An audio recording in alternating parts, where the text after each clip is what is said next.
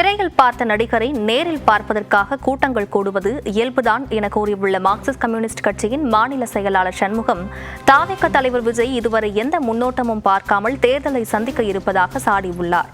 நண்பர் விஜயை பொறுத்த வரைக்கும் ஒரு கூடுதலான கூட்டம் கூடுகிறது என்பது உண்மைதான். ஏற்கனவே திருச்சியிலே அவர் அந்த பிரச்சாரத்தை துவக்கிய போதே பல்லாயிரக்கணக்கான இளைஞர்கள் அந்த நிகழ்ச்சியிலே கலந்து கொண்டார்கள் என்பது தெரியும்.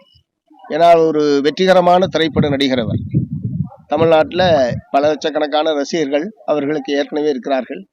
ஸோ தன்னால் திரையில் பார்த்து ரசிக்கப்பட்ட ஒரு கதாநாயகன் நேரடியாக வருகிற போது அவரை பார்க்க வேண்டும் என்கிற ஆர்வத்தில் பல லட்சக்கணக்கான பேர் திரளுவது என்பது இயல்பானது. ஸோ அதனால் இந்த ஒரு நடிகர் அவர் நேரடியாக மக்களிடையே வருகிறார் என்கிற போது அதை பார்ப்பதற்காக மக்கள் கூடுவதை வைத்துக்கொண்டு அது அரசியலை தீர்மானிக்கும் என்ற முறையில் நினைப்பது என்பது அது கற்பனை. நிச்சயமாக அதுக்கான ஒரு வாய்ப்பே கிடையாது. இன்னமும் அவர் 26 சட்டப்பேரவை தேர்தலில் தான் நேரடியாக போட்டியிடுவதாக அறிவிச்சிருக்கிறாங்க. இதுவரைக்கும் எந்த விதமான ட்ரையலையும் தாவேகாவை பொறுத்த வரைக்கும் அவங்க பார்க்கல. தேர்தலில் ஒரு திரைப்படம் எடுக்கிறாங்கன்னா பிரிவு என்பதை போடுவாங்க. அந்த மாதிரி பிரிவு கூட அவர் இன்ன வரைக்கும் தமிழ்நாட்டில் தேர்தலை பொறுத்த வரைக்கும் ஒரு பிரிவு கூட அவர் தயாரிப்பு என்பது இல்லை.